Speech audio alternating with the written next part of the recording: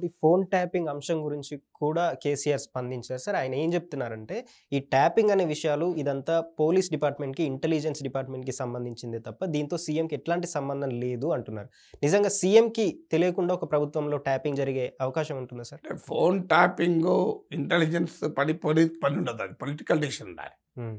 ఎందుకంటే ఏ చట్టబద్ధత లేకుండా ఎలాంటి అనుమతులు లేకుండా, ఏ కారణము చెప్పకుండా ఇష్టం వచ్చినట్టుగా టెలిఫోన్ ట్యాప్ చేయడం నేరం. హ్మ్. అది పోలీస్ అధికారులకు, ఇంటెలిజెన్స్ అధికారులకు తెలియకుండా ఉంటదా? వాళ్ళు అంత అమాయకులా? ఎందుకంటే మన దేశ చట్టాల ప్రకారం, భారత రాజ్యాంగం పైన సుప్రీంకోర్టు ఇచ్చిన తీర్పుల ప్రకారం వ్యక్తిగత గోప్యత, right to privacy the fundamental right. అందువల్ల right to privacy part of right to life అని సుప్రీంకోర్టు జడ్జిమెంట్ ఇచ్చింది. హ్మ్. అందువల్ల ఫండమెంటల్ రైట్స్ వయలేట్ కావడం అనేది ఒక నాయకుని, ఒక ముఖ్యమంత్రి పాలనలో జరిగితే, ఆ ముఖ్యమంత్రి తెలిసి జరిగినా, తెలియక జరిగినా అది నేరమే. అందువల్ల కేసీఆర్ క్లారిటీ ఇవ్వాల్సింది, టెలిఫోన్ ట్యాపింగ్ జరిగిందా, జరగలేదా?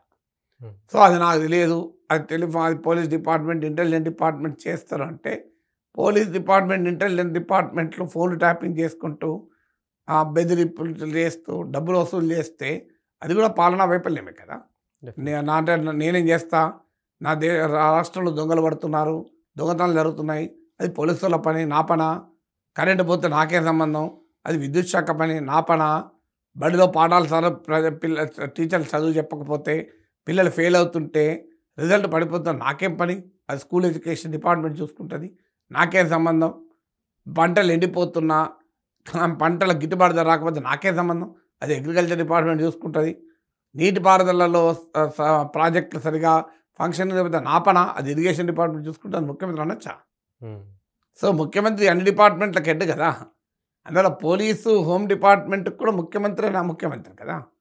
అందువల్ల నాకే సంబంధం లేదు, ప్రభుత్వ ఆసుపత్రుల్లో జనం రోగాలకు చచ్చిపోతుంటే నాకే సంబంధం, అది హెల్త్ డిపార్ట్మెంట్ చూసుకుంటుంది అంటే మన ముఖ్యమంత్రి ఏం చేసుకుంటాడు? ముఖ్యమంత్రి ఇతర పార్టీల ఎమ్మెల్యేలను లాక్కోవడం చేసుకుంటాడా? సో అందువల్ల అది ఖచ్చితంగా బాధ్యతారహితమైన స్టేట్మెంట్.